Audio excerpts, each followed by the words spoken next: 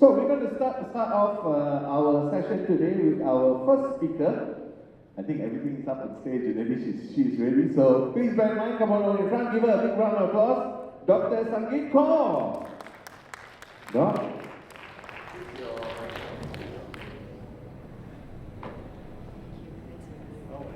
Good morning, everyone. So before I start, I'd like to know how many of you all are prescribing BHRT? Okay. And the rest are still new, the government?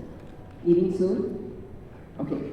So, now when it comes to perimenopause and menopause, it's something that, it's a natural transition for every woman. The whole process from perimenopause to menopause, it may take like about 4 to 10 years and average about 4 to 5 years. So it is inevitable, but we all have a choice to breeze through and we don't have to suffer in silence. Right, so it signifies the end of a reproductive cycle. In Malaysia or Asia, the average age is about 51 years. Now, when it comes to perimenopause, menopause, it affects all the systems in our body. Right from our CNS to cardiovascular system, our bone health, muscle mass, genital urinary syndrome, it affects all the systems. We will go into the details later. But an interesting highlight here that I want to mention is about the neurodivergent patients. So when you talk about neurodivergent, so these are the patients, the people who are within the spectrum. It could be ADD, ADHD, autism, or even dyslexic. Now, this category of people, they tend to experience menopause more intensely. Why? It's because due to the complexity between the hormones as well as the nervous system. So, when we talk about ADHD, ADD, now they tend to experience the sensory sensitivity more intensely. So when you talk about sensory, it's like about their smell, when you talk about, the noise, so they're very sensitive to certain noise, and some of the patients, they really complain that they get really annoyed just by the chewing sound of their husband or their partners.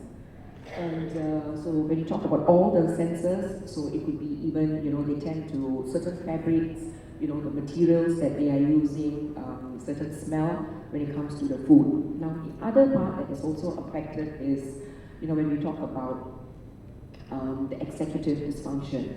So what is executive dysfunction? When it comes to planning a certain project, they tend to struggle a lot. Their time management gets even worse. They find it difficult to regulate their emotions. So all this gets really heightened.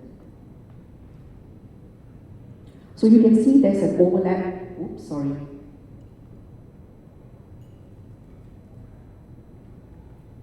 So there's an overlap, one between the symptoms of the ADHD and the menopausal symptoms. Okay.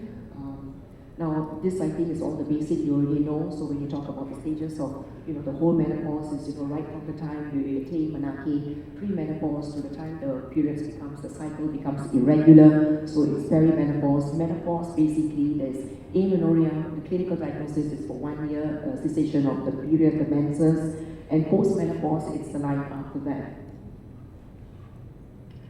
Now, some of them, they tend to menopause early. So what are the factors that actually contribute to that?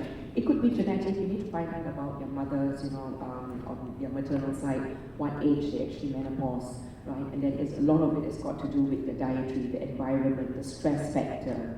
Now, the others is more towards whether it's a surgical menopause. Some of them are going through chemotherapy, radiotherapy due to the cancer treatment, also malnutrition. Now, coming to the signs and symptoms, it affects all the system. So let's talk about the CNS, right? So when you talk about the brains, so estrogen has neuroprotective effect. It basically is an anti-inflammatory, it reduces the oxidative stress, reduces the inflammation in the brain, and very importantly, basically it stimulates the neurons. So more neuron gets formed, and then you talk about the synaptic connection as well as neuroplasticity. So these are all the functions of the estrogen. What happens when menopause, when estrogen declines? Now all this protective effect is gone, and also it leads to, when you talk about the amyloid beta plaque, now that increases, this leads to Alzheimer's. So when you look between the statistics of men and women, women are more prone to suffer from dementia, Alzheimer's disease. And which are the category of women? Women who actually have more vasomotor symptoms because that reflects on their vascular.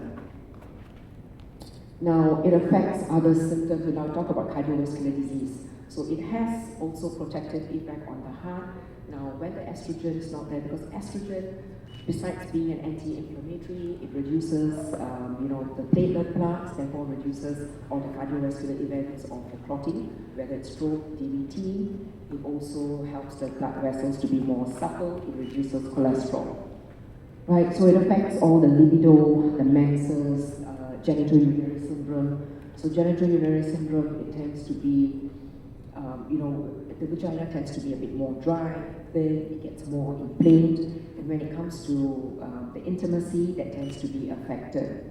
We'll come to the treatment part later. Alright, so what about the quirky symptoms? It's not every woman that comes to your clinic they're going to say, look, I have menopause, I have hot flashes. So hot flashes is very direct. We already know it's like perimenopause, menopause. But what about women who come to your clinic? How many of them complain of having frozen shoulder, they cannot lift their arm? So these are the group of women that gets undiagnosed, or when by the time they get diagnosed, they would have seen the orthopedics, they would have gone for those with anxiety, they would have seen the cardiovascular, and ultimately when they get really frustrated, they end up in the clinic. And just by asking about their menstrual cycle, you will know that, and doing a certain blood profile, you will know that these are the women that are suffering from perimenopausal, menopausal symptoms. So I've seen quite a number of them where they come, and this is not the common symptoms. They complain of burning sensation in the thumb. And these are the women that get referred to the psychiatry because they think that there's something wrong with them. And women, they also have some sort of, when we talk about stinging, creepy, crawly sensation in your body. So these are also due to lack of progesterone. Okay, so we mentioned just now the olfactory sensitivity, it becomes more sensitive, and then, changes in voice, the voice can become a little bit more hoarse. Then when you talk about hirsutism, so why is it women that tend to have hirsutism? When the female hormones get low, decline, when it's almost depleted, it is not that their testosterone levels become high.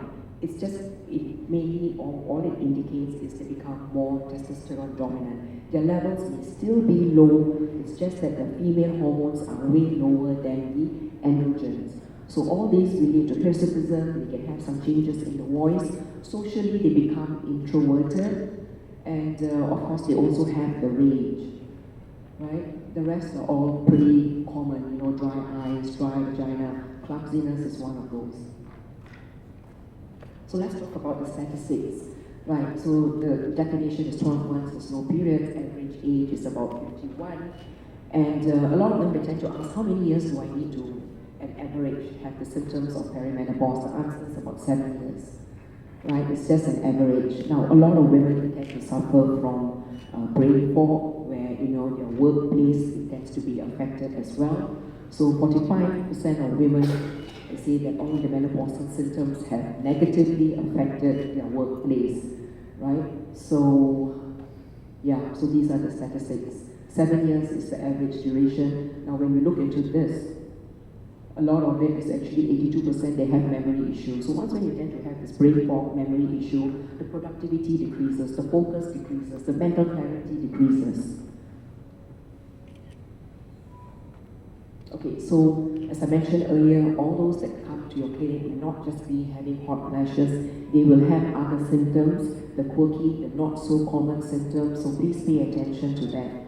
As mentioned, 45% are actually negatively impacted at work, 47% of them they will take, sick leave, but a lot of them they are not able to, to communicate the actual reason they are taking time off. Now that's due to the taboo and the stigma, which I feel that we need to normalize talking about it. That's the only way we can actually break the stigma. Socially, they become very introverted, and of course the intimacy will be affected, low libido, painful intercourse. So we women, we contribute a lot to the economic growth, right? But if you look at it, menopause has impacted significantly. A lot of women, they tend to be at the helm of their career in their mid-40s and early 50s, and that is when they are hit by the perimenopause and menopause. And one of the studies that showed in the US, it impacts about $1.8 billion economically. That's how much women contribute. So we contribute just not, for our loved ones, but our community, our society, and overall. So this is one of the studies that's done by our renowned Dr. Premita, gynecology, and her team. I think it's Dr. Ivy and Dr. Ben. So this was released this year, June 2025. Now, this study is basically menopausal symptoms among multi-ethnic working women in Malaysia. So multi-ethnic, we're talking about the Chinese, the Malays, and Indians. Right, so if you look at it, it's very interesting. When it comes to the Malaysian woman, as I mentioned earlier, it is not like the Western where the menopausal symptoms is actually hot flashes, but they complain a lot of with joint pains, and that contributes about 34%. The next is going to be the sleep disturbances, 31%, brain fog, mood swings, and digestive symptoms. Right, so that's when we talk about the clinical symptoms. These are the ones. Now, when you compare among the Malay, Chinese, and the Indians, so I think it's the next slide. The Indians are the ones that actually suffer a lot more from the symptoms, about 4 times more, having 4 or more symptoms compared to the Chinese. So this one again, it shows about women of high income group. Women, if you compare the high income and the low income, those who are earning more, they tend to suffer from more menopausal symptoms. Why? I guess because, it's basically, one, the stress factor. Number 2, they are more aware, heightened awareness of their, the clinical symptoms, the changes that's taking place in the morning. Because they cannot really afford, all this brain fog to disrupt their focus and productivity. So joint pains, brain fog, vaginal dryness, but you look at that, the sleep issues, weight gain, a lot of those are the symptoms. Okay, so this one is the one that shows that among all, the Indian women are the one that suffers nearly 3 times more, to have about 4 or more symptoms compared to the Chinese. Right now, what is this due to? It's just cultural. A lot of the Indian, for us, we tend to prioritize others. It's more like a self-sacrificing. The Malays, they tend to be more acceptance, and I think the Chinese, they're very proactive when it comes to self-care and self-love. So these are the studies and the statistics. Now coming to, we talk about the age and the symptoms. This is not for everyone, but generally the mood swings tend to be a bit earlier, 45 to about 49. And it comes to the sleep issues and the brain fog, 50 to 54, joint pain and vaginal dryness. I mean, in my experience, it happens way earlier, especially in perimenopause. But the studies, it shows about 55 to 60. Okay, so this is the whole transition. So 40% of women that tend to spend their life in menopausal years.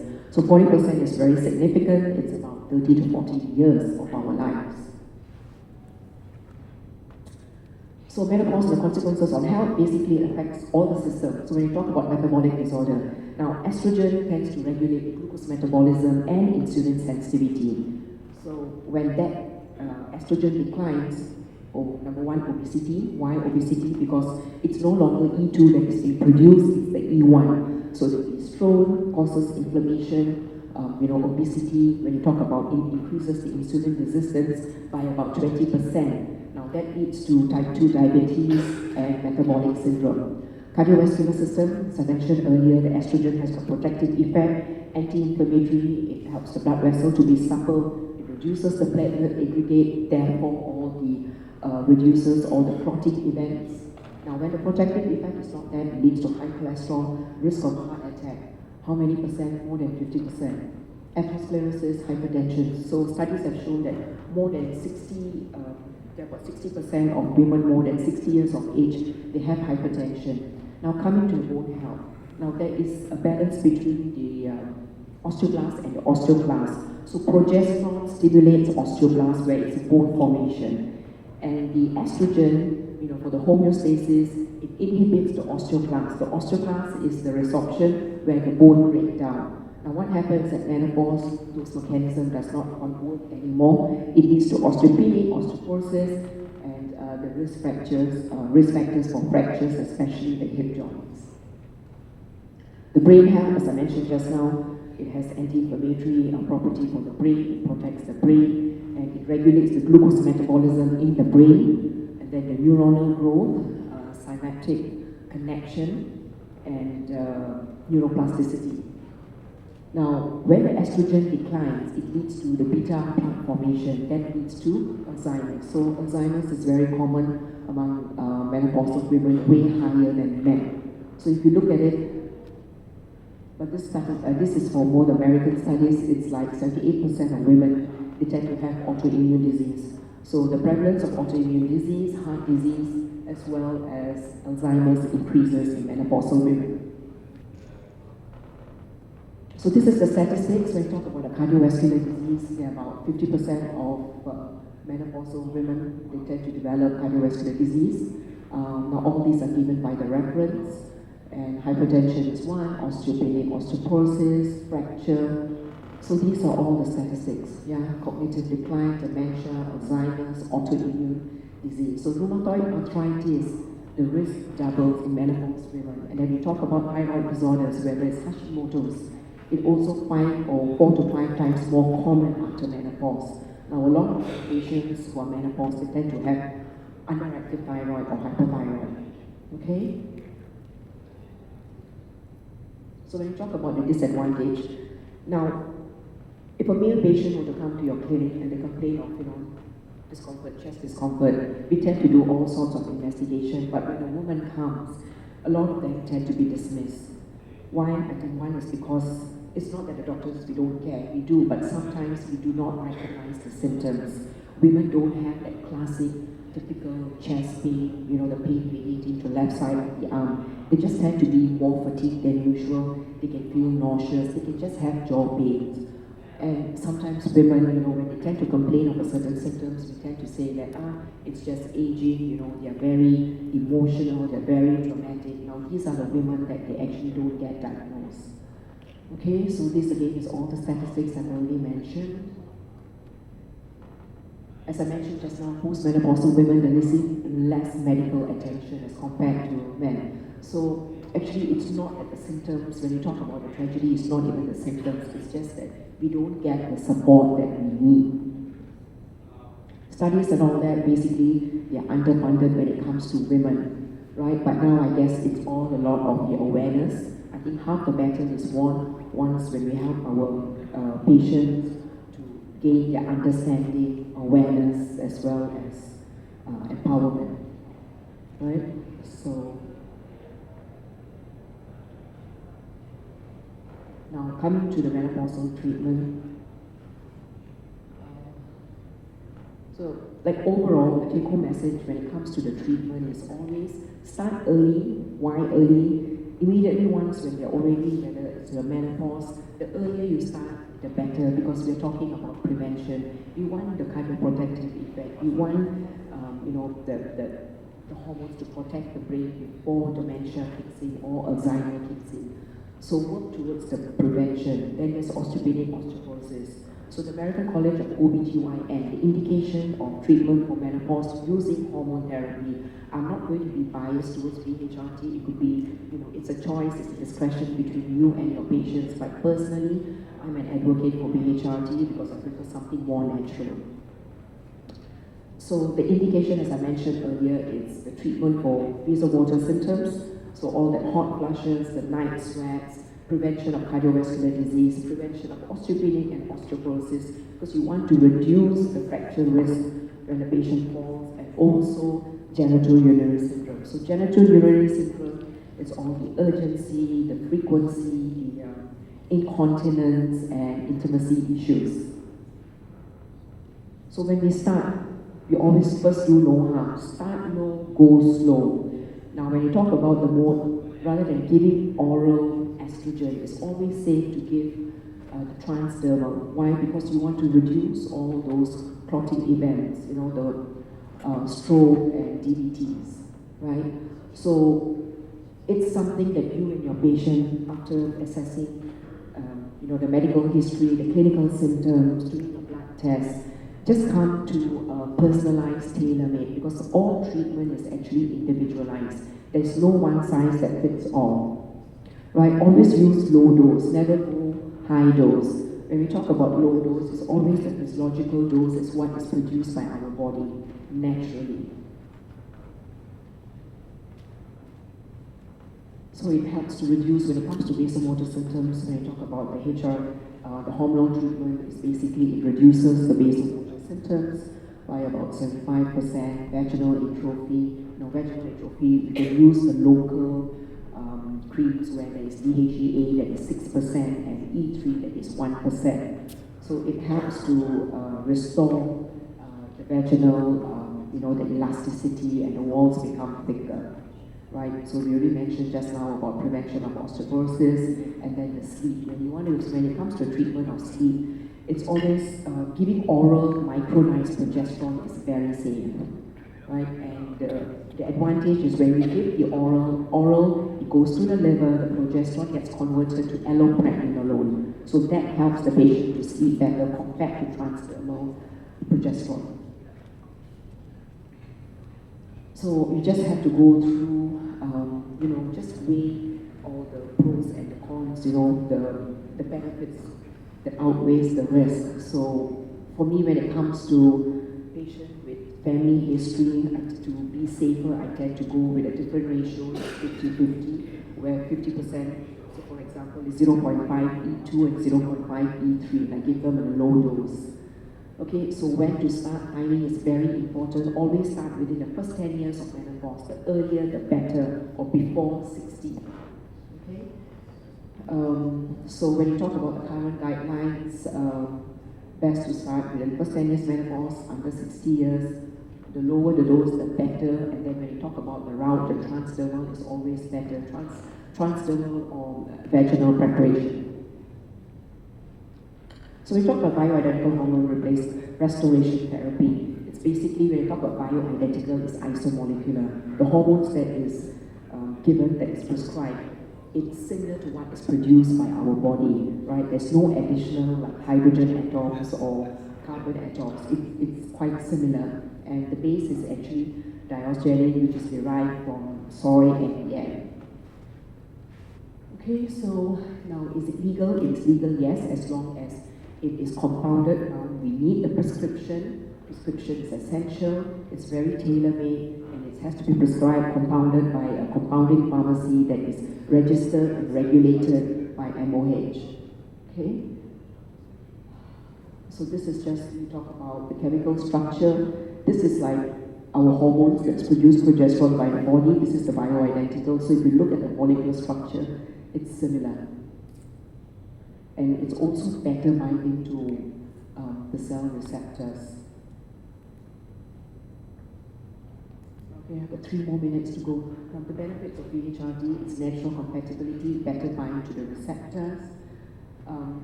So this basically, it just shows the difference between BHRT and the synthetic. Now, progesterone is not the same as progesterone. Micronized progesterone is plant-based. Progesterone is more synthetic. And when you talk about the WHI studies, all those are a little bit on the floor because of the age of the women that is recruited and the type of hormones that is used. Okay, so now this is one of the latest studies, right? The use of hormonal treatment in patients beyond 65 years of age. So if you look at this, basically, when they come and they ask, is it safe? The answer, can we prescribe? Yes. So you have, it's very individualized. You need to weigh the risk, the pros, the cons, and the indication of the hormonal treatment. So one of the studies that is done by the Menopause Journal, this was last year, May, volume 31. So this is the indication of using hormonal treatment beyond 65 years. Now, studies have shown that women between 60 to 65, 42% of them, they still suffer from vasomotor symptoms. So that is one of the indications. Now, when you give it low dose, it's actually vaginal preparation or transdermal. That's number one. And then when it comes to prevention of osteopenia and osteoporosis, so when it comes to vasomotor, you can actually use a monotherapy. You can just give estrogen alone. Now, when it comes to prevention of osteopenia, osteoporosis, The indication basically has shown that those who are given a combination of progesterone and estrogen, it increases the bone mineral density by 3.7 to 4.5%. Therefore, it reduces the risk of fracture in the hips and spine. Lastly, is basically on the cardiovascular disease. It helps to reduce overall mortality by 19%. It reduces MI risk by 11%. Sorry, I thought I had the slides, but I realized it's not here. And coronary congestive failure by 9%. So the new development is basically, these are the people, whether they have been treated before or they have not been in hormones, can we prescribe hormonal treatment? The answer is yes, all right? Because it depends on all the indication. But for me, if a patient has not been on hormones and they're 65 years old, I will always do a cardiovascular assessment. Do the coronary calcium score or CT angio. Do the assessment first. Okay, so this one basically, the answer is yes. Okay, the key takeaway point is basically the hormonal treatment positively benefits women beyond the age of 65, even though they have not been on hormonal treatment before. Always use a low-dose preparation, transdermal estrogen, never give oral, because oral will increase all the thromboembolic events, whether it's stroke, deep vein thrombosis. So if it's not transdermal, you can even give vaginal preparation. Now, progesterone as a monotherapy also significantly reduces the congestive heart failure thromboembolism. Okay, so this is one of the latest development of the studies that was done last year. So these are all the basics. BHRT, as I mentioned earlier, it's derived from soy and yam.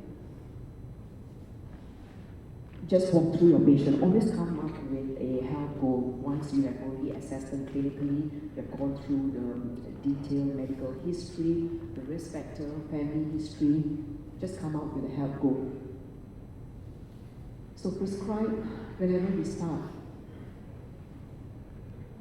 So whenever we start, we always start with low dose. As I mentioned earlier, the estrogen, we always give it transdermal or vaginal preparation. The progesterone, you can give the micronized oral, is very safe. And personally, I tend to give for about 5 to 6 days in a week. I tend to give 1 day that's hormone-free or 2 days.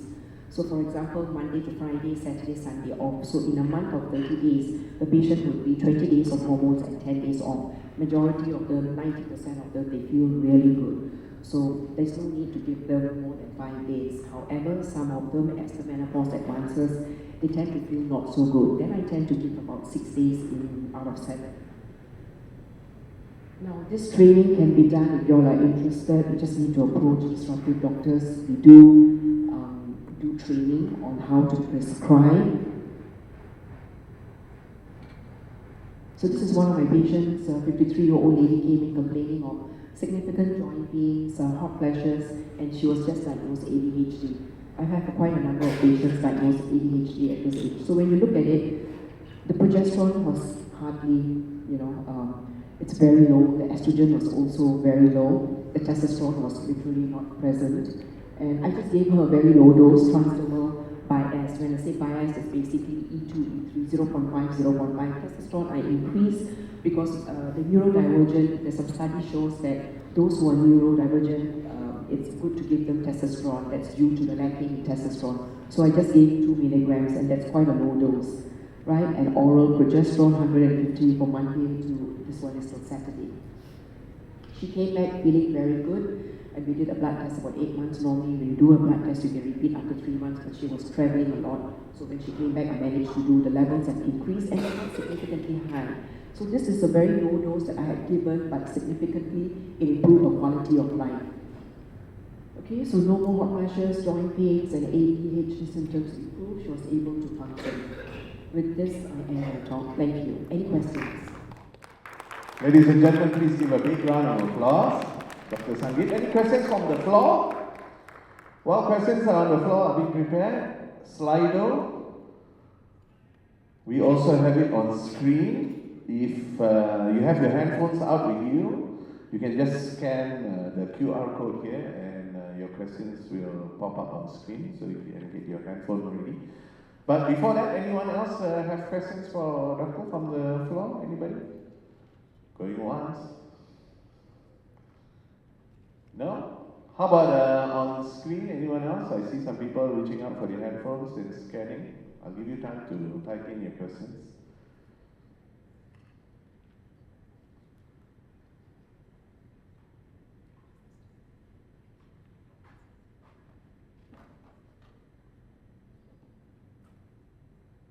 No? No? If not, no worries.